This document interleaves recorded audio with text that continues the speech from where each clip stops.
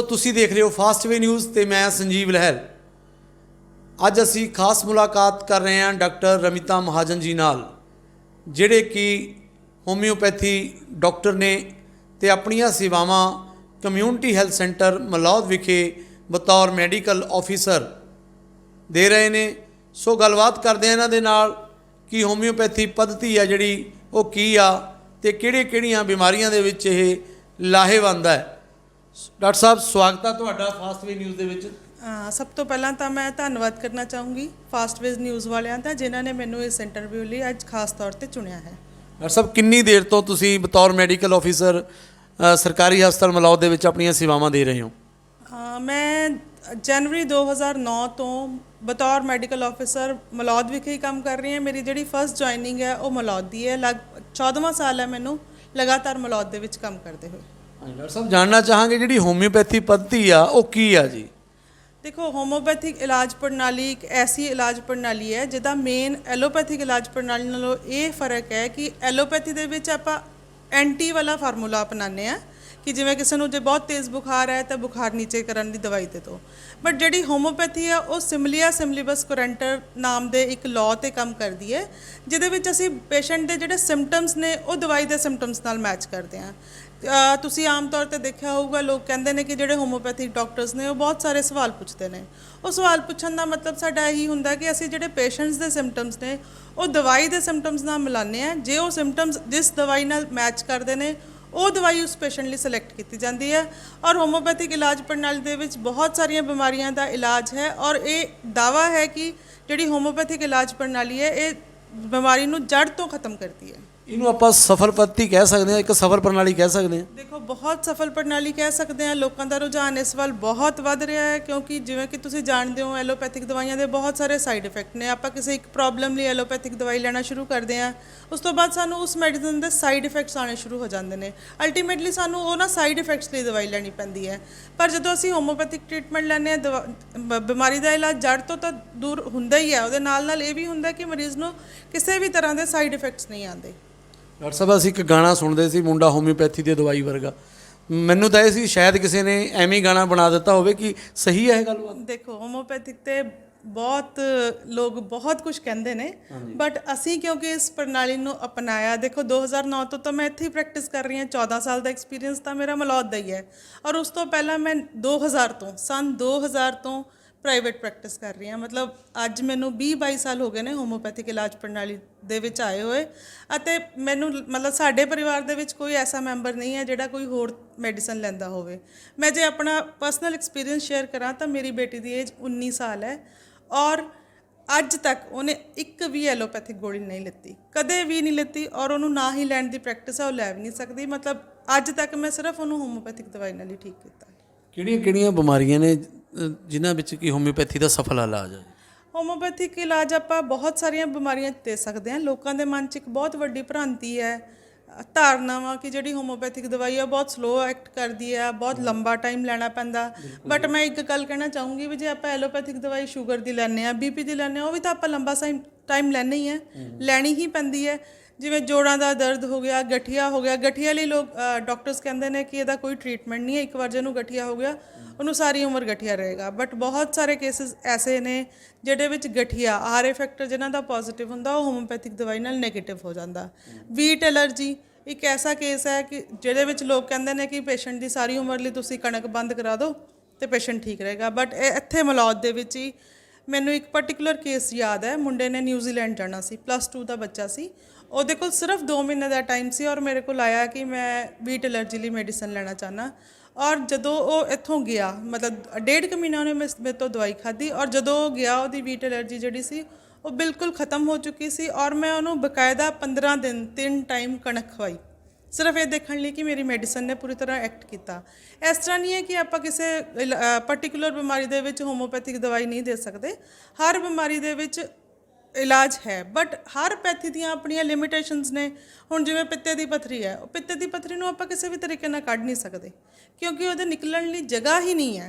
ਤਾਂ ਅਸੀਂ ਕਿਉਂ ਦਾਅਵਾ ਕਰੀਏ ਕਿ ਅਸੀਂ ਪਿੱਤੇ ਦੀ ਪੱਥਰੀ ਕੱਢ ਸਕਦੇ ਹਾਂ? ਹਾਂ, ਪਿੱਤੇ ਦੀ ਪੱਥਰੀ ਲਈ ਜੇ ਅਸੀਂ ਹੋਮੋਪੈਥਿਕ ਮੈਡੀਸਨ ਸਟਾਰਟ ਕਰਦੇ ਹਾਂ ਤਾਂ ਪੇਸ਼ੈਂਟ ਨੂੰ ਕੰਪਲੇਂਟ ਕੋਈ ਨਹੀਂ ਹੁੰਦੀ, ਪੇਨ ਕੋਈ ਨਹੀਂ ਹੁੰਦੀ, ਖਾਧਾ ਪੀਤਾ ਉਹਨੂੰ ਹਜਮ ਹੋਣਾ ਸ਼ੁਰੂ ਹੋ ਜਾਂਦਾ, ਬਟ ਪਿੱਤੇ ਦੀ ਪੱਥਰੀ ਨਿਕਲਦੀ ਨਹੀਂ। ਇਸ ਕਰਕੇ ਮਤਲਬ ਗਲਤ ਦਾਅਵੇ ਨਹੀਂ ਕੀਤੇ ਜਾਣੇ ਚਾਹੀਦੇ। ਹੋਮੋਪੈਥਿਕ ਡਾਕਟਰਾਂ ਨੂੰ ਵੀ ਚਾਹੀਦਾ ਵੀ ਉਹ ਗਲਤ ਦਾਅਵੇ ਨਾ ਕਰਨ, ਜੋ ਸੱਚਾਈ ਹੈ ਮਰੀਜ਼ ਨਾਲ ਉਹ ਸ਼ੇਅਰ ਕੀਤੀ ਜਾਵੇ। ਜਿੱਦਾਂ ਤੁਸੀਂ ਗੱਲ ਕੀਤੀ ਹੈ ਐਲਰਜੀ ਦੀ, ਖਾਸ ਕਰਕੇ ਬੀਟ ਐਲਰਜੀ ਦੀ। ਐਲਰਜੀ ਕਹਿੰਦੇ ਡਾਕਟਰੀ ਭਾਸ਼ਾ ਵਿੱਚ ਇੱਕ ਉਹ ਸ਼ਬਦ ਆ ਜਿਹਦਾ ਕੋਈ ਇਲਾਜ ਹੀ ਨਹੀਂ ਹੁੰਦਾ, ਪਰ ਤੁਸੀਂ ਦਾਅਵਾ ਕਿਵੇਂ ਕਰਦੇ ਹੋ ਡਾਕਟਰ ਸਾਹਿਬ?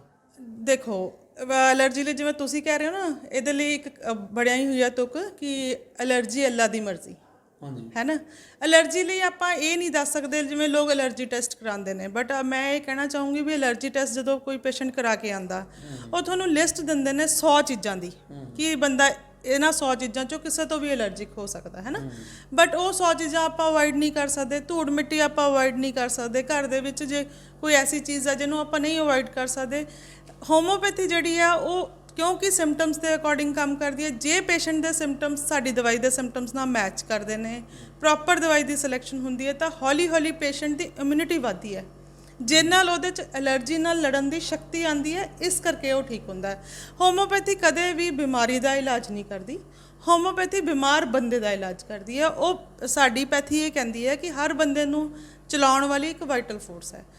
ਜਦੋਂ ਅਸੀਂ ਹੋਮੋਪੈਥਿਕ ਮੈਡੀਸਨ ਦਿੰਦੇ ਹਾਂ ਤਾਂ ਉਹ ਵਾਈਟਲ ਫੋਰਸ ਜਿਹੜੀ ਆ ਸਟਰੋਂਗ ਹੁੰਦੀ ਹੈ, ਔਰ ਉਹ ਆਪਣੇ ਆਪ ਬਾਡੀ ਨਾਲ ਦੇ ਵਿੱਚ ਜਿਹੜਾ ਬਿਮਾਰੀ ਆਈ ਆ ਉਹਨਾਂ ਨਾਲ ਲੜਦੀ ਹੈ ਤੇ ਉਹਨੂੰ ਠੀਕ ਕਰਦੀ ਹੈ। ਤੁਹਾਡੇ ਕਹਿਣ ਦਾ ਮਤਲਬ ਵੀ ਅਸੀਂ ਰੋਗ ਦਾ ਇਲਾਜ ਕਰਦੇ ਹਾਂ, ਰੋਗੀ ਦਾ ਇਲਾਜ ਨਹੀਂ ਕਰਦੇ? ਨਹੀਂ, ਅਸੀਂ ਰੋਗ ਦਾ ਇਲਾਜ ਨਹੀਂ ਕਰਦੇ, ਰੋਗੀ ਦਾ ਇਲਾਜ ਕਰਦੇ ਹਾਂ। ਜਿਵੇਂ ਮੇਰੇ ਕੋਲ ਸਮਝ ਲਓ 2 ਮਰੀਜ਼ ਆ ਗਏ, ਦੋਨਾਂ ਨੂੰ ਟਾਈਫਾਈਡ ਹੈ, ਦੋਨਾਂ ਦੀ ਦਵਾਈ ਸੇਮ ਨਹੀਂ ਹੋਏਗੀ, ਉਹਨਾਂ ਦੇ ਸਿੰਪਟਮਸ ਦੇ ਅਕੋਰਡਿੰਗ ਦੋਨਾਂ ਦੀ ਦਵਾਈ ਅਲੱਗ ਹੋਏਗੀ। ਅਸੀਂ ਐਜ਼ ਸੱਚ ਮਰੀਜ਼ ਦੇ ਸਿੰਪਟਮ ਲੈਣੇ ਆ, ਸਾਨੂੰ ਬਿਮਾਰੀ ਦੇ ਸਿੰਪਟਮਸ ਨਾਲ ਕੋਈ ਲੈਣਾ ਦੇਣਾ ਨਹੀਂ। ਡਾਕਟਰ ਸਾਹਿਬ, ਤੁਸੀਂ ਕਿਹੜੀ ਹੋਮਿਓਪੈਥੀ ਦੇ ਵਿੱਚ ਇੱਦਾਂ ਦੀ ਕਿਹੜੀਆਂ ਬਿਮਾਰੀਆਂ ਨੇ ਜਿਹੜੇ ਤੁਸੀਂ ਮੰਨਦੇ ਹੋ ਵੀ ਐਲੋਪੈਥੀ ਨਾਲੋਂ ਵੀ ਜ਼ਿਆਦਾ ਇਫੈਕਟਿਵ, ਜਲਦੀ ਕੰਮ ਕਰਦੇ ਤੇ ਕਿਊਰੇਬਲ? ਦੇਖੋ, ਜਿਵੇਂ ਹੁਣ ਅਕਿਊਟ ਕੇਸਿਸ ਦੇ ਵਿੱਚ ਲੋਕਾਂ ਨੂੰ ਲੱਗਦਾ ਕਿ ਨਹੀਂ ਜੀ ਬੁਖਾਰ ਹੈ, ਐਲੋਪੈਥਿਕ ਹੀ ਲੈਣੀ ਹੈ। ਜ਼ੁਕਾਮ ਹੈ, ਐਲਰਜਿਕ ਕੰਡੀਸ਼ਨਸ ਨੇ ਜਿਵੇਂ ਸਾਈਨੋਸਾਈਟਸ, ਐਲਰਜਿਕ। ਅੱਜ ਕੱਲ੍ਹ ਜਿਹੜੇ ਸਾਡੇ ਕੋਲ ਸਭ ਤੋਂ ਜ਼ਿਆਦਾ ਕੇਸਿਸ ਆ ਰਹੇ ਨੇ, ਜਦੋਂ ਮੌਸਮ ਬਦਲਦਾ ਹੈ, ਵਾਢੀਆਂ ਦਾ ਸੀਜ਼ਨ ਸ਼ੁਰੂ ਹੁੰਦਾ, ਤਾਂ ਲੋਕਾਂ ਨੂੰ ਚੈਸਟ ਇਨਫੈਕਸ਼ਨ ਬਹੁਤ ਜ਼ਿਆਦਾ ਹੁੰਦੀ ਹੈ, ਐਲਰਜਿਕ ਕਫ ਬਹੁਤ ਜ਼ਿਆਦਾ ਹੁੰਦੀ ਹੈ, ਔਰ ਉਹਦਾ ਪੱਕਾ ਇਲਾਜ ਹੈ। ਐਲੋਪੈਥੀ ਦੇ ਵਿੱਚ ਕੀ ਹੈ ਕਿ ਹੌਲੀ ਹੌਲੀ ਤੁਸੀਂ ਗੋਲੀਆਂ ਲੈਂਦੇ ਹੋ, ਜੇ ਗੋਲੀਆਂ ਨਾਲ ਨਹੀਂ ਫਰਕ ਪੈਂਦਾ ਤਾਂ ਤੁਸੀਂ ਪੰਪ 'ਤੇ ਆ ਜਾਂਦੇ ਹੋ। ਬਟ ਹੋਮੋਪੈਥੀ ਜੇ ਤੁਸੀਂ ਟ੍ਰੀਟਮੈਂਟ ਲੈਂਦੇ ਹੋ ਤਾਂ ਇਹ ਜਿਹੜੀ ਐਲਰਜਿਕ ਪ੍ਰੋਬਲਮ ਇਹਨੂੰ ਜੜ ਤੋਂ ਖਤਮ ਕੀਤਾ ਜਾ ਸਕਦਾ, ਅਸਥਮਾ ਦਾ ਟ੍ਰੀਟਮੈਂਟ ਕੀਤਾ ਜਾ ਸਕਦਾ, ਪੇਟ ਦੀਆਂ ਸਾਰੀਆਂ ਬਿਮਾਰੀਆਂ ਦਾ ਟ੍ਰੀਟਮੈਂਟ ਕੀਤਾ ਜਾ ਸਕਦਾ। ਗੁਰਦੇ ਦੀਆਂ ਪੱਥਰੀਆਂ ਤਾਂ ਮਤਲਬ ਮੈਂ ਕਈ ਵਾਰ ਇਹ ਗੱਲ ਕਹਿੰਦੀ ਹਾਂ ਕਿ ਮਲੌਦ 'ਚ ਮੈਂ ਇੰਨੇ ਕੁ ਲੋਕਾਂ ਦੀਆਂ ਪੱਥਰੀਆਂ ਕੱਢ ਚੁੱਕੀ ਹਾਂ, ਕਿਉਂਕਿ ਗੁਰਦੇ ਦੀ ਪੱਥਰੀ ਲਈ ਲੋਕ ਐਲੋਪੈਥੀ 'ਚ ਤੁਸੀਂ ਜਾਓਗੇ ਉਹ ਆਪਰੇਸ਼ਨ ਐਡਵਾਈਸ ਕਰਦੇ ਆ। ਬਟ 8 mm ਤੱਕ ਦੀ ਜੇ ਗੁਰਦੇ ਦੀ ਪੱਥਰੀ ਹੈ ਤਾਂ ਉਹ ਮੈਡੀਸਨ ਦੇ ਨਾਲ ਨਿਕਲ ਸਕਦੀ ਹੈ। ਇਸ ਚੀਜ਼ ਦੀ ਗਾਰੰਟੀ ਹੋਮੋਪੈਥੀ ਲੈਂਦੀ ਹੈ। ਇਹ ਕਿੰਨੀ ਦੇਰ ਦੇ ਵਿੱਚ ਨਿਕਲਦੀ ਹੈ ਜੀ, ਤੇ ਕਿਹੜੇ ਪੱਥਰੀ ਕਿਹੜੇ ਪਾਰਟ ਵਿੱਚ ਹੋਵੇ ਤਾਂ? ਸਿਰਫ ਗੁਰਦੇ ਦੀ ਪੱਥਰੀ ਨਿਕਲ ਸਕਦੀ ਹੈ। ਗੁਰਦੇ ਦੀ ਪੱਥਰੀ ਇਸ ਕਰਕੇ ਨਿਕਲ ਸਕਦੀ ਹੈ ਕਿਉਂਕਿ ਉਹਦਾ ਆਊਟਲੈਟ ਬਾਹਰਲੇ ਪਾਸੇ ਹੈ, ਉਹ ਪਿਸ਼ਾਬ ਦੇ ਰਸਤੇ ਬਾਹਰ ਆ ਜਾਂਦੀ ਹੈ, ਔਰ ਉਹ ਪੱਥਰੀ 8 mm ਤੱਕ ਦੀ ਹੋਵੇ ਤਾਂ ਨਿਕਲ ਸਕਦੀ ਹੈ, ਕਿਉਂਕਿ ਜਿਸ ਰਸਤੇ ਤੋਂ ਉਹਨੇ ਬਾਹਰ ਆਣਾ ਉਹ 8 mm ਤੱਕ ਦਾ ਹੀ ਹੈ। ਤੇ ਜਿਹੜਾ ਤੁਸੀਂ ਟਾਈਮ ਦੀ ਗੱਲ ਕੀਤੀ ਹੈ, ਦੇਖੋ ਉਹ ਡਿਪੈਂਡ ਕਰਦਾ ਕਿ ਪੱਥਰੀ ਜਿਹੜੀ ਆ ਉਹ ਕਿਡਨੀ ਦੇ ਕਿਸ ਪਾਰਟ, ਗੁਰਦੇ ਦੇ ਕਿਸ ਪਾਰਟ ਦੇ ਵਿੱਚ ਹੈ। ਕਈ ਵਾਰ ਤਾਂ ਉਹ ਪਿਸ਼ਾਬ ਵਾਲੀ ਨਾਲੀ 'ਚ ਆਈ ਹੁੰਦੀ ਹੈ, ਉਹਨੂੰ ਵਿਦਿਨ 24 ਆਵਰ 24 ਘੰਟੇ ਦੀ ਦਵਾਈ ਦੇਣ ਦੇ ਨਾਲ ਆਪਾਂ ਉਹਨੂੰ ਕੱਢ ਸਕਦੇ ਹਾਂ, ਜੋ ਪਿਸ਼ਾਬ ਵਾਲੀ ਨਾਲੀ ਵਿੱਚ ਆਈ ਹੋਈ ਹੈ। ਜੇ ਉਹ ਕਿਡਨੀ ਦੇ ਅੰਦਰ ਕਿਸੇ ਲੋਅਰ ਪਾਰਟ 'ਤੇ ਸੈਟਲ ਹੋ ਚੁੱਕੀ ਹੈ ਤਾਂ ਉਹਨੂੰ ਥੋੜ੍ਹਾ ਟਾਈਮ ਲੱਗ ਸਕਦਾ। ਡਾਕਟਰ ਸਾਹਿਬ, ਜਦੋਂ ਇੱਦਾਂ ਦੀ ਕੰਡੀਸ਼ਨ ਹੁੰਦੀ ਹੈ, ਪੇਸ਼ੈਂਟ ਦੇ ਪਿਸ਼ਾਬ ਵਾਲੀ ਪਾਈਪ ਦੇ ਵਿੱਚ ਆ ਕੇ ਸਟੋਨ ਫਸ ਜਾਂਦਾ ਹੈ, ਤਾਂ ਉਹਨੂੰ ਕਰੋਨਿਕ ਜਿਹੜੇ ਪੇਨ ਹੁੰਦੀ ਹੈ, ਤਾਂ ਉਹਦੇ ਲਈ ਕੋਈ ਤੁਹਾਡੇ ਹੋਮਿਓਪੈਥੀ 'ਚ ਮੈਡੀਸਨ ਹੈਗੀ ਜਾਂ ਤੁਸੀਂ ਐਲੋਪੈਥੀ ਵੀ ਵਰਤਦੇ? ਨਹੀਂ, ਦੇਖੋ ਮੈਂ ਐਜ਼ ਸੱਚ ਕਦੇ ਵੀ ਐਲੋਪੈਥਿਕ ਮੈਡੀਸਨ ਨਹੀਂ ਦਿੱਤੀ ਆਪਣੇ, ਮਤਲਬ ਮੈਂ ਪ੍ਰੈਕਟਿਸ ਦੇ ਦੌਰਾਨ ਨਹੀਂ ਦਿੱਤੀ। ਜਿਵੇਂ ਸਾਡੇ ਕੋਲ ਐਕਿਊਟ ਕੰਡੀਸ਼ਨ ਲਈ ਵੀ ਮੈਡੀਸਨ ਹੈ, ਜੇ ਪੇਨ ਬਹੁਤ ਜ਼ਿਆਦਾ ਹੋ ਰਹੀ ਹੈ ਤਾਂ ਅਸੀਂ ਦਵਾਈ ਦਾ ਉਪਯੋਗ ਇਸ ਤਰ੍ਹਾਂ ਕਰਨ ਲਈ ਕਹਿ ਦਿੰਦੇ ਹਾਂ ਕਿ ਪੇਸ਼ੈਂਟ ਨੂੰ ਕਹਿੰਦੇ ਹਾਂ ਕਿ ਪਾਣੀ ਦੇ ਵਿੱਚ ਉਹ ਦਵਾਈ ਘੋਲ ਲਓ ਅਤੇ ਉਹਦਾ ਇੱਕ ਚਮਚ 10-10 ਮਿੰਟ ਬਾਅਦ ਲਈ ਜਾਓ। ਉਹ ਐਕਿਊਟ ਸਿੰਪਟਮਸ, ਜੇ ਐਕਿਊਟ ਸਿੰਪਟਮਸ ਮੈਚ ਕਰਨਗੇ ਤਾਂ ਦਵਾਈ ਆਪਣਾ ਅਸਰ ਕਰੇਗੀ ਔਰ ਪੇਨ ਅੱਧੇ ਪੌਣੇ ਘੰਟੇ ਦੇ ਵਿੱਚ ਠੀਕ ਹੋ ਜਾਏਗੀ। ਡਾਕਟਰ ਸਾਹਿਬ, ਜਿੱਦਾਂ ਤੁਸੀਂ ਦੱਸਿਆ ਵੀ ਇੱਕ ਤਾਂ ਤੁਸੀਂ ਹੋਮਿਓਪੈਥੀ ਦੀਆਂ ਗੋਲੀਆਂ ਦਿੰਦੇ ਹੋ, ਇੱਕ ਜਿਹੜੀ ਤੁਸੀਂ ਮੈਡੀਸਨ ਦਿੰਦੇ ਹੋ ਉਹਨੂੰ ਕੀ ਕਹਿੰਦੇ ਨੇ, ਮਦਰ ਟਿੰਚਰ ਕਹਿੰਦੇ ਨੇ? ਹਾਂਜੀ, ਮਦਰ ਟਿੰਚਰ ਵੀ ਦਿੱਤੇ ਜਾਂਦੇ ਨੇ। ਇਹ ਦਵਾਈਆਂ ਦੇ ਅਰਕ ਹੁੰਦੇ ਨੇ ਬਹੁਤ, ਮਤਲਬ ਬੇਸਿਕਲੀ ਅਸੀਂ 3 ਤਰ੍ਹਾਂ ਦੀਆਂ ਦਵਾਈਆਂ ਯੂਜ਼ ਕਰਦੇ ਹਾਂ। ਇੱਕ ਹੁੰਦੀ ਹੈ ਡਾਇਲੂਸ਼ਨ, ਜਿਹੜੀ ਆਮ ਗੋਲੀਆਂ ਦੇ ਵਿੱਚ ਬੂੰਦਾਂ ਪਾ ਕੇ ਦਿੱਤੀਆਂ ਜਾਂਦੀਆਂ ਨੇ। ਇੱਕ ਹੁੰਦੀਆਂ ਨੇ ਬਾਇਓਕੈਮਿਕ ਮੈਡੀਸਨਸ, ਜਿੰਨੇ ਸਾਡੇ ਬਾਡੀ ਦੇ ਵਿੱਚ ਤੱਤ ਨੇ, ਜਿਵੇਂ ਕੈਲਸ਼ੀਅਮ ਹੋ ਗਿਆ, ਫਾਸਫੋਰਸ ਹੋ ਗਿਆ, ਮੈਗਨੀਸ਼ੀਅਮ ਹੋ ਗਿਆ, ਉਹ ਸਭ ਦੀਆਂ ਜਿਹੜੀਆਂ ਨੇ ਬਾਇਓਕੈਮਿਕ ਮੈਡੀਸਨਸ ਬਣਦੀਆਂ ਨੇ, ਉਹ ਮਰੀਜ਼ ਨੂੰ ਦਿੱਤੀਆਂ ਜਾਂਦੀਆਂ ਨੇ। ਅਤੇ ਅਰਕ ਨੇ ਜਿਹੜੇ ਜਿਵੇਂ ਬੀਪੀ ਵਾਸਤੇ ਹੋ ਗਿਆ, ਸ਼ੂਗਰ ਵਾਸਤੇ ਹੋ ਗਿਆ, ਯੂਰਿਕ ਐਸਿਡ ਵਧਿਆ ਉਹਦੇ ਵਾਸਤੇ ਉਹ ਅਰਕ ਯੂਜ਼ ਕੀਤੇ ਜਾਂਦੇ ਨੇ, ਜਿਹਨੂੰ ਆਪਾਂ ਕਹਿੰਦੇ ਹਾਂ ਵੀ ਦਵਾਈਆਂ ਦਾ ਸੱਤ ਕੱਢ ਕੇ ਦਿੱਤਾ ਜਾਂਦਾ। ਉਸ ਤਰ੍ਹਾਂ ਦੀਆਂ ਦਵਾਈਆਂ ਵੀ ਹੋਮੋਪੈਥੀ 'ਚ ਵਰਤੀਆਂ ਜਾਂਦੀਆਂ ਨੇ। ਕਿ ਉਹ ਇਨਸਟੈਂਟ ਕੰਮ ਕਰਨ ਲਈ ਦਿੱਤੇ ਜਾਂਦੇ ਨੇ ਜਿਹੜੇ ਮਦਰ ਟਿੰਕਚਰ ਵਗੈਰਾ ਨੇ? ਨਹੀਂ ਨਹੀਂ, ਇਸ ਤਰ੍ਹਾਂ ਕੁਝ ਨਹੀਂ ਹੈ ਕਿ ਉਹਨਾਂ ਦਾ ਕੰਮ ਉਸੇ ਤਰ੍ਹਾਂ ਹੀ ਹੈ, ਬਟ ਉਹਨਾਂ ਨੂੰ ਬਣਾਉਣ ਦਾ ਤਰੀਕਾ ਅਲੱਗ ਹੈ। ਉਹ ਸਿੱਧਾ ਅਰਕ ਕੱਢ ਕੇ ਦਿੱਤੇ ਜਾਂਦੇ ਨੇ, ਉਹਨੂੰ ਆਪਾਂ ਰॉ ਫਾਰਮ ਮੈਡੀਸਨ ਦੀ ਕਹਿ ਸਕਦੇ ਹਾਂ। ਅਦਰਵਾਈਜ਼ ਇਸ ਤਰ੍ਹਾਂ ਕੁਝ ਨਹੀਂ ਹੈ ਕਿ ਉਹ ਘੱਟ ਕੰਮ ਕਰਦੀਆਂ ਨੇ ਜਾਂ ਘੱਟ ਸਮੇਂ ਲਈ ਕੰਮ ਕਰਦੀਆਂ ਨੇ, ਇਸ ਤਰ੍ਹਾਂ ਉਹਨਾਂ ਦਾ ਕੋਈ ਇਫੈਕਟ ਨਹੀਂ ਹੈ। ਸਰ ਜਿੱਦਾਂ ਹੁਣ ਆਪਾਂ ਗੱਲ ਕਰਦੇ ਹਾਂ ਕੈਂਸਰ ਦੀ, ਟੀਬੀ ਦੀ ਜਾਂ HIV ਦੀ, ਕਿ ਇਹਨਾਂ ਬਿਮਾਰੀਆਂ ਦੀ ਜਿਹੜੀ ਮੈਡੀਸਨ ਆ ਉਹ ਵੀ ਦਿੱਤੀ ਜਾ ਸਕਦੀ ਹੈ ਜਾਂ ਪੇਸ਼ੈਂਟ ਠੀਕ ਹੋ ਸਕਦਾ? ਦੇਖੋ ਅੱਜ ਦੇ ਸਮੇਂ ਦੇ ਹਿਸਾਬ ਨਾਲ ਤੁਹਾਡਾ ਸਵਾਲ ਬਹੁਤ ਠੀਕ ਹੈ। ਕੈਂਸਰ ਦਾ ਟ੍ਰੀਟਮੈਂਟ ਸਾਨੂੰ ਹਲੇ ਤੱਕ ਨਹੀਂ ਲੱਭਿਆ, ਕਿਉਂਕਿ ਕੈਂਸਰ ਇੱਕ ਐਸੀ ਬਿਮਾਰੀ ਹੈ ਜਿਹਦੇ ਵਿੱਚ ਸੈੱਲ ਅਨਕੰਟਰੋਲੇਬਲੀ ਵਧਣਾ ਸ਼ੁਰੂ ਕਰ ਦਿੰਦੇ ਆ। ਜਦੋਂ ਆਪਾਂ ਹੋਮੋਪੈਥੀ ਮੈਡੀਸਨ ਦੇਵਾਂਗੇ, ਅਸੀਂ ਇਸ ਚੀਜ਼ ਦਾ ਦਾਅਵਾ ਨਹੀਂ ਕਰਦੇ ਕਿ ਅਸੀਂ ਕੈਂਸਰ ਨੂੰ ਜੜ ਤੋਂ ਖਤਮ ਕਰ ਦਾਂਗੇ, ਹਾਂ, ਬਟ ਪਰ ਜਿੰਨੀ ਦੇਰ ਲਈ ਪੇਸ਼ੈਂਟ ਜ਼ਿੰਦਾ ਰਹਿੰਦਾ ਉਹਦੀਆਂ ਪ੍ਰੋਬਲਮਸ ਘਟਾਈਆਂ ਜਾ ਸਕਦੀਆਂ। ਜੇ ਆਪਾਂ ਇਹ ਸੋਚ ਲਈਏ ਵੀ ਕੈਂਸਰ ਹੈ ਇੱਕ ਜਗ੍ਹਾ ਤਾਂ ਕੈਂਸਰ, ਜਿਵੇਂ ਸਮਝ ਲਓ ਕਿਸੇ ਨੂੰ ਕਿਸੇ ਪਾਰਟ ਦਾ ਕੈਂਸਰ ਹੈ, ਮੰਨ ਲਓ ਪੇਟ ਦਾ ਕੈਂਸਰ ਹੈ, ਜੇ ਆਪਾਂ ਪੇਟ ਦਾ ਇੱਕ ਹਿੱਸਾ ਕੱਟਤਾ ਉਸ ਤੋਂ ਬਾਅਦ ਉਹ ਕਿਤੇ ਹੋਰ ਫੈਲ ਜਾਏਗਾ, ਦੂਜੇ ਹਿੱਸੇ ਨੂੰ ਕੱਟਣਾ ਪਏਗਾ। ਉਸ ਤੋਂ ਬੈਟਰ ਇਹ ਤਰੀਕਾ ਵਾ ਕਿ ਆਪਾਂ ਹੋਮੋਪੈਥਿਕ ਮੈਡੀਸਨ ਨਾਲ ਦਿੰਦੇ ਹੋਏ ਉਹਨੂੰ ਉੱਥੇ ਹੀ ਸਟੇਬਲ ਕਰਨ ਦੀ ਕੋਸ਼ਿਸ਼ ਕਰੀਏ ਕਿ ਤਾਂ ਕਿ ਉਹ ਅੱਗੇ ਨਾ ਵਧੇ। ਮਤਲਬ ਆਪਾਂ ਉਹਨੂੰ ਉੱਥੇ ਹੀ ਰੋਕ ਸਕਦੇ ਹਾਂ, ਬਟ ਇਸ ਚੀਜ਼ ਦੀ ਆਪਾਂ ਗਰੰਟੀ ਨਹੀਂ ਲੈਂਦੇ ਕਿ ਕੈਂਸਰ ਨੂੰ ਅਸੀਂ ਜੜ ਤੋਂ ਖਤਮ ਕਰ ਸਕਦੇ ਹਾਂ, ਕਿਉਂਕਿ ਇਹ ਤਾਂ ਹਲੇ ਇਹਦੇ 'ਤੇ ਰਿਸਰਚ ਚੱਲ ਰਹੀ ਹੈ। ਪਰ ਆਪਾਂ ਪੇਸ਼ੈਂਟ ਨੂੰ ਇਸ ਚੀਜ਼ ਦੀ ਮੈਡੀਸਨ ਦੇ ਸਕਦੇ ਹਾਂ। HIV ਵਾਲੇ ਕੇਸਿਸ ਦੇ ਵਿੱਚ ਵੀ ਆਪਾਂ ਇਸ ਚੀਜ਼ ਦੀ ਮੈਡੀਸਨ ਦੇ ਸਕਦੇ ਹਾਂ ਕਿ ਪੇਸ਼ੈਂਟ ਨੂੰ ਜਿਹੜੀਆਂ ਤਕਲੀਫਾਂ HIV ਕਰਕੇ ਆ ਰਹੀਆਂ ਨੇ ਉਹ ਘੱਟ ਤੋਂ ਘੱਟ ਆਉਣ।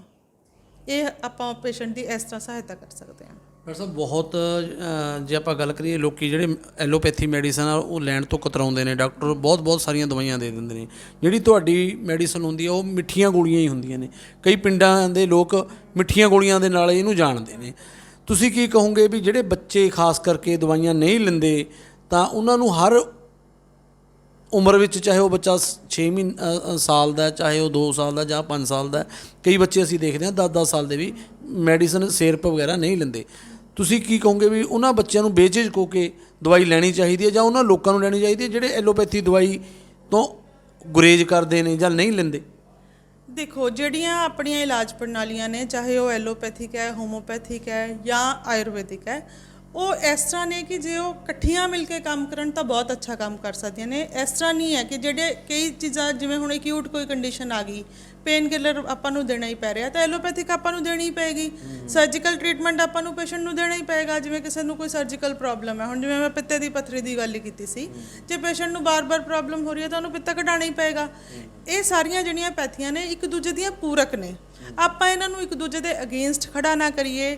ਜੇ ਇਹ ਸਾਰੇ ਡਾਕਟਰਸ, ਸਾਰੀਆਂ ਅਲੱਗ-ਅਲੱਗ ਪ੍ਰਣਾਲੀਆਂ ਵਾਲੇ ਡਾਕਟਰ ਮਿਲ ਕੇ ਕੰਮ ਕਰਨ, ਇਸੇ ਕਰਕੇ ਸਰਕਾਰ ਨੇ ਇਹ ਉਪਰਾਲਾ ਕੀਤਾ ਸੀ ਕਿ ਇੱਕ ਥੱਲੇ ਸਾਰੀਆਂ ਪੈਥੀਜ਼ ਹੋਣ ਕਿ ਸਾਰੇ ਲੋਕਾਂ ਨੂੰ ਹਰ ਤਰ੍ਹਾਂ ਦਾ ਟ੍ਰੀਟਮੈਂਟ ਮਿਲ ਸਕੇ। ਤੇ ਜਿਹੜੀ ਤੁਸੀਂ ਗੱਲ ਕੀਤੀ ਹੈ ਕਿ ਮਿੱਠੀਆਂ ਗੋਲੀਆਂ, ਐਕਚੁਅਲ 'ਚ ਕੀ ਹੈ ਕਿ ਜਿਹੜੀ ਹੋਮੋਪੈਥਿਕ ਮੈਡੀਸਨ ਹੈ ਉਹ ਬਣਾਉਣ ਦਾ ਮੀਡੀਅਮ ਜਿਹੜਾ ਹੈ ਉਹ ਮਿੱਠੀਆਂ ਗੋਲੀਆਂ ਨੇ, ਦੈਟ ਇਜ਼ ਗਲੋਬਿਊਲਸ। ਉਹ ਗਲੋਬਿਊਲਸ ਜਿਹੜੇ ਨੇ ਉਹ ਖੰਡ ਤੋਂ ਹੀ ਬਣਦੇ ਨੇ, ਉਹ ਮਿੱਠੇ ਹੁੰਦੇ ਨੇ, ਬਟ ਉਹਦੇ ਵਿੱਚ ਜਿਹੜੀ ਮੈਡੀਸਨ ਹੈ ਉਹ ਅਸੀਂ ਉੱਪਰੋਂ ਦੀ ਪਾਉਂਦੇ ਆ। ਉਹ ਗੋਲੀਆਂ ਉਸ ਮੈਡੀਸਨ ਨੂੰ ਐਬਜ਼ੌਰਬ ਕਰਦੀਆਂ ਨੇ ਤੇ ਫਿਰ ਉਹ ਅਸਰ ਕਰਦੀਆਂ ਨੇ। ਪਰ ਜਿਵੇਂ ਕਈ ਪੇਸ਼ੈਂਟਸ ਕਹਿ ਦਿੰਦੇ ਨੇ, ਸ਼ੂਗਰ ਵਾਲੇ ਪੇਸ਼ੈਂਟਸ ਕਹਿ ਦਿੰਦੇ ਨੇ ਕਿ ਸਾਨੂੰ ਮਿੱਠੀਆਂ ਗੋਲੀਆਂ ਨਾ ਦਿਓ, ਤਾਂ ਅਸੀਂ ਉਹਨਾਂ ਨੂੰ ਲਿਕੁਇਡ ਫਾਰਮ ਦੇ ਵਿੱਚ ਡ੍ਰੌਪਰ ਦੇ ਵਿੱਚ ਮੈਡੀਸਨ ਵੀ ਦੇ ਸਕਦੇ ਹਾਂ। ਔਰ ਬੱਚੇ ਬਹੁਤ ਖੁਸ਼ ਹੋ ਕੇ ਮੈਡੀਸਨ ਲੈ ਲੈਂਦੇ ਨੇ। ਤੁਹਾਡੀ ਗੱਲ ਠੀਕ ਹੈ ਕਿ ਜਿਨ੍ਹਾਂ ਨੂੰ ਕੌੜੀਆਂ ਦਵਾਈਆਂ ਔਖੀਆਂ ਲੱਗਦੀਆਂ ਉਹ ਖੁਸ਼ ਹੋ ਕੇ ਲੈ ਲੈਂਦੇ ਨੇ, ਬਟ ਅਦਰਵਾਈਜ਼ ਇਸ ਤਰ੍ਹਾਂ ਹੈ ਕਿ ਮੈਂ ਇਹੀ ਕਹਿਣਾ ਚਾਹੂੰਗੀ ਵੀ ਹਰ ਜਿਹੜੀ ਪੈਥੀ ਹੈ ਇੱਕ ਦੂਜੇ ਦੀ ਪੂਰਕ ਹੈ। ਇਹਨਾਂ ਨੂੰ ਜੇ ਆਪਾਂ ਰਲ ਮਿਲ ਕੇ ਇਹਨਾਂ ਦਾ ਪ੍ਰਯੋਗ ਕੀਤਾ ਜਾਵੇ ਤਾਂ ਜ਼ਿਆਦਾ ਵਧੀਆ ਰਿਜ਼ਲਟ ਆਪਾਂ ਨੂੰ ਮਿਲ ਸਕਦੇ ਆ। ਡਾਕਟਰ ਸਾਹਿਬ, ਕੀ ਜੇਕਰ ਕੋਈ ਰੋਗੀ ਆ, ਮੰਨ ਲਓ ਕੋਈ ਕੈਂਸਰ ਤੋਂ ਪੀੜਤ ਆ, ਕੋਈ ਆਪਣੀ ਜਾਂ ਕਿਸੇ ਹੋਰ ਵੱਡੀ ਬਿਮਾਰੀ ਤੋਂ ਪੀੜਤ ਆ, ਉਹ ਕੀ ਕਰਦੇ ਨੇ, ਐਲੋਪੈਥੀ ਦਾ ਨਾਲ ਲੈਂਦੇ ਹੁੰਦੇ ਨੇ, ਨਾਲ ਉਹ ਹੋਮਿਓਪੈਥੀ ਸ਼ੁਰੂ ਕਰ ਲੈਂਦੇ ਨੇ, ਉਹਨਾਂ ਬਾਰੇ ਤੁਹਾਡਾ ਕੀ ਰਾਏ ਆ? ਦੇਖੋ, ਇਸ ਕੇਸ ਦੇ ਵਿੱਚ ਅਸੀਂ ਪੇਸ਼ੈਂਟ ਨੂੰ ਇਸ ਗੱਲ ਤੋਂ ਮਨਾ ਨਹੀਂ ਕਰਦੇ। ਉਹ 2 ਤਰ੍ਹਾਂ ਦੀ ਦਵਾਈ ਇਕੱਠੇ ਲੈ ਸਕਦੇ ਨੇ, ਬਟ ਉਹਦੇ ਵਿੱਚ ਅਸੀਂ ਇੱਕੋ ਹੀ ਗੱਲ ਪੇਸ਼ੈਂਟ ਨੂੰ ਇਹ ਸਮਝਾਉਂਦੇ ਹਾਂ ਕਿ ਦੋਨੋਂ ਦਵਾਈਆਂ ਇੱਕ ਸੇਮ ਸਮੇਂ 'ਤੇ ਨਾ ਲਿੱਤੀਆਂ ਜਾਣ। ਜੇ ਉਹਨਾਂ ਨੂੰ ਕਿਸੇ ਮੈਡੀਸਨ ਕੋਈ ਲੈਣੀ ਪੈ ਰਹੀ ਹੈ ਨਾਲ, ਤਾਂ ਉਹ ਟਾਈਮ ਦਾ ਫਰਕ ਰੱਖ ਕੇ ਲੈ ਲੈਣ। ਇਨੀਸ਼ੀਅਲੀ ਜਿਵੇਂ ਸ਼ੂਗਰ ਵਾਲੇ ਪੇਸ਼ੈਂਟਸ ਮੇਰੇ ਤੋਂ ਮੈਡੀਸਨ ਸਟਾਰਟ ਕਰਦੇ ਨੇ, ਜੇ ਮੈਂ ਇੱਕਦਮ ਉਹਨਾਂ ਦੀ ਸ਼ੂਗਰ ਦੀ ਗੋਲੀ ਬੰਦ ਕਰਦਾ ਤਾਂ ਸ਼ੂਗਰ ਇੱਕਦਮ ਰਾਈਜ਼ ਕਰ ਜਾਏਗੀ, ਪੇਸ਼ੈਂਟ ਨੂੰ ਕੋਈ ਵੀ ਪ੍ਰੋਬਲਮ ਹੋ ਸਕਦੀ ਹੈ। ਇਸ ਕਰਕੇ ਅਸੀਂ ਉਸ ਕੇਸ ਦੇ ਵਿੱਚ ਵੀ ਇਹ ਕਰਦੇ ਹਾਂ ਕਿ ਪੇਸ਼ੈਂਟ ਨੂੰ ਇਹ ਕਹਿੰਦੇ ਹਾਂ ਕਿ ਫਿਲਹਾਲ ਤੁਸੀਂ ਘੰਟੇ ਦਾ ਗੈਪ ਰੱਖ ਕੇ ਦਵਾਈ ਲਈ ਜਾਓ। ਜਦੋਂ ਜਿਵੇਂ ਜਿਵੇਂ ਤੁਹਾਡੀ ਸ਼ੂਗਰ ਦਾ ਲੈਵਲ ਡਾਊਨ ਆਉਣਾ ਸ਼ੁਰੂ ਹੋ ਜਾਵੇ, ਉਵੇਂ ਉਵੇਂ ਤੁਸੀਂ ਐਲੋਪੈਥਿਕ ਦਵਾਈ ਘੱਟ ਕਰ ਸਕਦੇ ਹੋ ਅਤੇ ਹੋਮੋਪੈਥਿਕ ਦਵਾਈ ਲੈ ਸਕਦੇ ਹੋ। ਇੱਕ ਡਾਕਟਰ ਸਾਹਿਬ ਅਸੀਂ ਕੀ ਦੇਖਿਆ ਹੈ ਵੀ ਤੁਹਾਡੀ ਹੋਮਿਓਪੈਥੀ ਮੈਡੀਸਨ ਆ ਉਹ ਨੰਬਰਾਂ 'ਚ ਆਉਂਦੀ ਹੈ, 1 ਨੰਬਰ 2 ਨੰਬਰ 3 ਨੰਬਰ, ਕੋਈ ਕੰਪਨੀਆਂ ਨੇ ਉਹ ਨੰਬਰ ਦੇ ਵਿੱਚ ਦਿੰਦੀਆਂ ਨੇ, ਅਤੇ ਲੋਕ ਆਪਣੇ ਘਰਾਂ ਦੇ ਵਿੱਚ ਹੀ ਥੋੜ੍ਹਾ ਬਹੁਤਾ ਗੂਗਲ ਤੋਂ ਸਰਚ ਮਾਰ ਕੇ ਜਾਂ ਕੋਈ ਬੁੱਕ ਤੋਂ ਸਰਚ ਦੇਖ ਕੇ ਆਪਣੇ ਆਪ ਮੈਡੀਸਨ ਲੈਣ ਲੱਗ ਜਾਂਦੇ ਨੇ। ਉਹਨਾਂ ਬਾਰੇ ਤੁਸੀਂ ਕੀ ਸਲਾਹ ਦੋਗੇ? ਇੱਦਾਂ ਆਪ ਖੁਦ ਲੈਣੀ ਚਾਹੀਦੀ ਹੈ ਮੈਡੀਸਨ ਜਾਂ ਨਹੀਂ ਲੈਣੀ ਚਾਹੀਦੀ? ਦੇਖੋ, ਜਿਹੜੇ ਇਹ ਤੁਸੀਂ ਨੰਬਰਾਂ ਦੀ ਗੱਲ ਕੀਤੀ ਨਾ, ਇਹ ਬਾਇਓ ਕੰਬੀਨੇਸ਼ਨ ਨੰਬਰਸ ਆਉਂਦੇ ਨੇ, ਹੈ ਨਾ। ਇਹ ਕਿਸੇ ਇੱਕ ਪਰਟੀਕੂਲਰ ਕੰਪਨੀ ਨੇ ਸ਼ੁਰੂ ਕੀਤਾ ਸੀਗਾ ਕਿ ਉਹਨਾਂ ਨੇ 2-3 ਦਵਾਈਆਂ ਨੂੰ ਮਿਲਾ ਕੇ ਮੈਡੀਸਿਨਸ ਬਣਾਉਣੀਆਂ ਸ਼ੁਰੂ ਕੀਤੀਆਂ। ਐਜ਼ ਸੱਚ ਇਹਨਾਂ ਮੈਡੀਸਿਨਸ ਦਾ ਕੋਈ ਸਾਈਡ ਇਫੈਕਟ ਨਹੀਂ ਆਏਗਾ, ਬਟ ਹਰ ਮਰੀਜ਼ ਲਈ ਮੇਰੀ ਇਹ ਰਾਏ ਰਹੇਗੀ ਹੀ ਕਿ ਜੇ ਤੁਸੀਂ ਕੋਈ ਵੀ ਮੈਡੀਸਨ ਲੈਂਦੇ ਹੋ, ਕਿਸੇ ਵੀ ਡਾਕਟਰ ਦੀ ਪ੍ਰਸਕ੍ਰਿਪਸ਼ਨ ਤੋਂ ਬਿਨਾਂ, ਰਾਏ ਤੋਂ ਬਿਨਾਂ ਨਹੀਂ ਲਿੱਤੀ ਜਾਣੀ ਚਾਹੀਦੀ। ਮਤਲਬ ਜਿਹੜੀ ਵੀ ਤੁਸੀਂ ਦਵਾਈ ਸ਼ੁਰੂ ਕਰਨਾ ਚਾਹੁੰਦੇ ਹੋ, ਇੱਕ ਵਾਰ ਡਾਕਟਰ ਨੂੰ ਮਿਲ ਕੇ ਉਹਦੇ ਨਾਲ ਗੱਲ ਕਰਨ ਤੋਂ ਬਾਅਦ ਹੀ ਮੈਡੀਸਨ ਸ਼ੁਰੂ ਕੀਤੀ ਜਾਣੀ ਚਾਹੀਦੀ ਹੈ, ਚਾਹੇ ਉਹ ਕਿਸੇ ਵੀ ਤਰ੍ਹਾਂ ਦੀ ਮੈਡੀਸਨ ਹੋਵੇ, ਚਾਹੇ ਐਲੋਪੈਥਿਕ ਹੋਵੇ, ਚਾਹੇ ਆਯੁਰਵੈਦਿਕ ਹੋਵੇ, ਚਾਹੇ ਹੋਮੋਪੈਥਿਕ ਹੋਵੇ। ਹੁਣ ਕਿਉਂਕਿ ਅੱਜ ਦੇ ਟਾਈਮ ਦੇ ਵਿੱਚ ਗੂਗਲ ਦਾ ਪ੍ਰਯੋਗ ਇੰਨਾ ਜ਼ਿਆਦਾ ਵੱਧ ਗਿਆ, ਈਵਨ ਪੇਸ਼ੈਂਟ ਸਾਡੇ ਕੋਲ ਆਉਣ ਤੋਂ ਪਹਿਲਾਂ ਆਪਣੀ ਬਿਮਾਰੀ, ਦਵਾਈ ਸਭ ਕੁਝ ਪੜ੍ਹ ਕੇ ਹੀ ਆਉਂਦਾ, ਬਟ ਫਿਰ ਵੀ ਡਾਕਟਰ ਦੀ ਸਲਾਹ ਲੈਣੀ ਜ਼ਰੂਰੀ ਹੈ। ਜੇ ਆਪਾਂ ਇੱਕ ਗੱਲ ਕਰੀਏ ਜਿੱਥੋਂ ਆਪਾਂ ਸਟਾਰਟਿੰਗ ਕੀਤੀ ਆ ਵੀ ਹੋਮਿਓਪੈਥੀ ਦੀ ਜਿਹੜੀ ਨੁਕਸਾਨ ਆ ਜਾਂ ਸਾਈਡ ਇਫੈਕਟ ਹੈ ਨਹੀਂ, ਜੇ ਮੈਂ ਤੁਹਾਨੂੰ ਲਾਸਟ ਕੁਐਸਚਨ ਕਰਦਾ ਵੀ ਜੇਕਰ ਬੰਦਾ ਕੋਈ ਆਪਣੇ ਆਪ ਮੈਡੀਸਨ ਲੈਂਦਾ ਜਾਂ ਲੱਗਦਾ ਵੀ ਹੁਣ ਕੋਈ ਬੰਦਾ ਕੈਂਸਰ ਤੋਂ ਪੀੜਤ ਨਹੀਂ ਹੈਗਾ, ਉਹ ਜਾਂ ਕਿਸੇ ਹੋਰ ਬਿਮਾਰੀ ਤੋਂ ਪੀੜਤ ਨਹੀਂ ਹੈਗਾ, ਜੇਕਰ ਉਹਦੀ ਦਵਾਈ ਉਹ ਖਾ ਜਾਂਦਾ ਕੀ ਉਹਨੂੰ ਨੁਕਸਾਨ ਨਹੀਂ ਕਰੇਗੀ? ਜਿਵੇਂ ਦੇਖੋ, ਜਿਹੜੀਆਂ ਨਾ ਲੋਕਾਂ ਨੂੰ ਲੱਗਦਾ ਕਿ ਹੋਮੋਪੈਥਿਕ ਦਵਾਈਆਂ ਸਾਰੀਆਂ ਸੇਮ ਨੇ, ਬਟ ਸਾਡੇ ਕੋਲ ਵੀ ਜਿਹੜੀਆਂ ਹੋਮੋਪੈਥਿਕ ਦਵਾਈਆਂ ਹੁੰਦੀਆਂ, ਜਿਵੇਂ ਤੁਸੀਂ ਐਲੋਪੈਥਿਕ ਗੋਲੀਆਂ ਦੀ ਗੱਲ ਕਰੋ, ਮਿਲੀਗ੍ਰਾਮ, 5 ਮਿਲੀਗ੍ਰਾਮ, 10 ਮਿਲੀਗ੍ਰਾਮ, ਇਸੇ ਤਰ੍ਹਾਂ ਸਾਡੇ ਕੋਲ ਪੋਟੈਂਸੀਜ਼ ਹੁੰਦੀਆਂ ਨੇ। ਇੱਕ ਮੈਡੀਸਨ 30 ਪੋਟੈਂਸੀ ਦੀ ਹੈ, ਇੱਕ 1000 ਪੋਟੈਂਸੀ ਦੀ ਹੈ। ਜਿਹੜੀ ਹਰ ਪੋਟੈਂਸੀ ਹੈ ਉਹ ਡਾਕਟਰ ਹੀ ਤੁਹਾਨੂੰ ਦੱਸ ਸਕਦਾ ਵਾ ਵੀ ਕਿਸ ਕੰਡੀਸ਼ਨ ਦੇ ਵਿੱਚ ਤੁਸੀਂ ਕਿਸ ਪੋਟੈਂਸੀ ਦੀ ਵਰਤੋਂ ਕਰਨੀ ਹੈ, ਕਿਹੜੀ ਮੈਡੀਸਨ ਤੁਸੀਂ ਕਿੰਨਾ ਟਾਈਮ ਲੈਣੀ ਹੈ। ਕਈ ਵਾਰ ਇੱਕ ਮੈਡੀਸਨ ਦੂਸਰੀ ਮੈਡੀਸਨ ਦੇ ਅਸਰ ਨੂੰ ਵਧਾਉਂਦੀ ਹੁੰਦੀ ਹੈ, ਅਤੇ ਕਈ ਵਾਰ ਕੋਈ ਮੈਡੀਸਨ ਦੂਸਰੀ ਮੈਡੀਸਨ ਦੇ ਅਸਰ ਨੂੰ ਘੱਟ ਕਰਦੀ ਹੁੰਦੀ ਹੈ। ਇਸ ਕਰਕੇ ਜਿਹੜੀ ਵੀ ਤੁਸੀਂ ਮੈਡੀਸਨ ਲੈਣੀ ਹੈ, ਜਿਹੜੇ ਲੋਕ ਦੇਖੋ ਬਹੁਤ ਲੰਬਾ ਟਾਈਮ ਬਿਨਾਂ ਡਾਕਟਰੀ ਸਲਾਹ ਤੋਂ ਮੈਡੀਸਨ ਲਈ ਜਾਂਦੇ ਨੇ, ਜਿਵੇਂ ਤੁਹਾਨੂੰ ਪਤਾ ਕਿ ਹਰ ਚੀਜ਼ ਦੀ ਜ਼ਿਆਦਾ ਪ੍ਰਯੋਗ ਗਲਤ ਹੋ ਸਕਦਾ, ਇਸੇ ਤਰ੍ਹਾਂ ਜੇ ਹੋਮੋਪੈਥਿਕ ਮੈਡੀਸਨ ਬਹੁਤ ਲੰਬਾ ਟਾਈਮ ਬਿਨਾਂ ਕਿਸੇ ਦੀ ਸਲਾਹ ਲਿੱਤੇ ਕੰਟੀਨਿਊ ਕੀਤੀ ਜਾਵੇ ਤਾਂ ਉਹ ਲੌਂਗ ਰਨ ਦੇ ਵਿੱਚ ਤੁਹਾਨੂੰ ਸਾਈਡ ਇਫੈਕਟਸ ਦੇ ਸਕਦੀ ਹੈ। ਮਤਲਬ ਇਹ ਤੁਸੀਂ ਮੰਨ ਕੇ ਨਾ ਚੱਲੋ ਕਿ ਹੋਮੋਪੈਥਿਕ ਕੋਈ ਸਾਈਡ ਇਫੈਕਟ ਨਹੀਂ ਦਊਗੀ। ਜਿਵੇਂ ਆਪਾਂ ਕਹਿੰਦੇ ਹਾਂ ਕਿ access of everything is bad, ਉਹ ਹੋਮੋਪੈਥੀ 'ਚ ਵੀ ਅਪਲਾਈ ਕਰਦਾ ਹੈ। ਇਸ ਲਈ ਹਰ ਇੱਕ ਨੂੰ ਮੇਰੀ ਇਹੀ ਅਪੀਲ ਹੈ ਕਿ ਜਿਹਨੇ ਵੀ ਹੋਮੋਪੈਥਿਕ ਦਵਾਈ ਲੈਣੀ ਹੈ ਉਹ ਆਪਣਾ ਪਹਿਲਾਂ ਡਾਕਟਰ ਨਾਲ ਸਲਾਹ ਕਰੇ। ਹੁਣ ਤਾਂ ਆਪਣੇ ਜੇ ਪਰਟੀਕੂਲਰ ਏਰੀਆ 'ਚ ਗੱਲ ਕਰਾਂ ਤਾਂ ਜਿਵੇਂ ਹੋਮੋਪੈਥਿਕ ਡਿਸਪੈਂਸਰੀ ਮਲੌਦ ਹੈ, ਪਾਇਲ ਹੈ, ਡੇਲੋਂ ਹੈ, ਤਾਂ ਮਤਲਬ ਤੁਹਾਨੂੰ ਕਿਤੇ ਵੀ ਡਾਕਟਰ ਮਿਲ ਸਕਦਾ ਅਤੇ ਤੁਸੀਂ ਉਹਨਾਂ ਨਾਲ ਸਲਾਹ ਕਰਕੇ ਦਵਾਈ ਸਟਾਰਟ ਕਰ ਸਕਦੇ ਹੋ।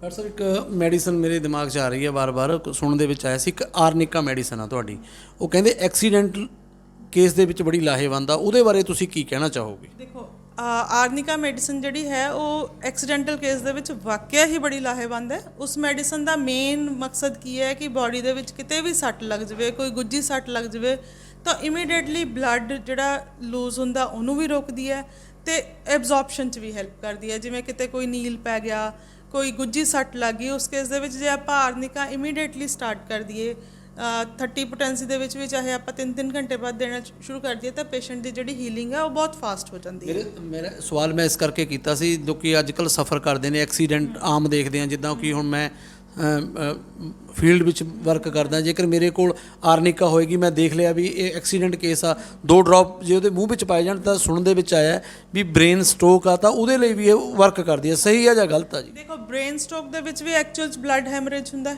ਬਲੱਡ ਲਾਸ ਹੁੰਦਾ, ਤਾਂ ਉਹ ਬਲੱਡ ਨੂੰ ਐਬਜ਼ੌਰਪਸ਼ਨ 'ਚ ਹੈਲਪ ਕਰਦੀ ਹੈ। ਇਸ ਕਰਕੇ ਉਹ ਉਸ ਕੇਸ ਦੇ ਵਿੱਚ ਲਾਹੇਵੰਦ ਹੋ ਸਕਦੀ ਹੈ। ਜੇ ਇਸ ਤਰ੍ਹਾਂ ਦਾ ਕੋਈ ਕੇਸ ਹੈ, ਆਪਾਂ ਇਮੀਡੀਏਟਲੀ ਆਰਨਿਕਾ ਸਟਾਰਟ ਕਰ ਦਿੰਦੇ ਹਾਂ ਤਾਂ ਉਹ ਲਾਹੇਵੰਦ ਸਿੱਧ ਹੋ ਸਕਦੀ ਹੈ। ਥੈਂਕ ਯੂ ਡਾਕਟਰ ਸਾਹਿਬ। ਰਮਿਤਾ ਮਹਾਜਨ ਜੀ, ਜਿਹੜੇ ਕਿ ਕਮਿਊਨਿਟੀ ਹੈਲਥ ਸੈਂਟਰ ਮਲੌਦ ਵਿਖੇ ਆਪਣੀਆਂ ਸੇਵਾਵਾਂ ਲੰਬੇ ਅਰਸੇ ਤੋਂ ਦੇ ਰਹੇ ਨੇ, ਸੋ ਅਸੀਂ ਇਹਨਾਂ ਨਾਲ ਕੀਤੀ ਆ ਖਾਸ ਮੁਲਾਕਾਤ। ਤੁਸੀਂ ਜੁੜੇ ਰਹੋ ਫਾਸਟਵੇ ਨਿਊਜ਼ ਦੇ ਨਾਲ, ਅਤੇ ਮੈਂ ਹਾਂ ਸੰਜੀਵ ਲਹਿਲ।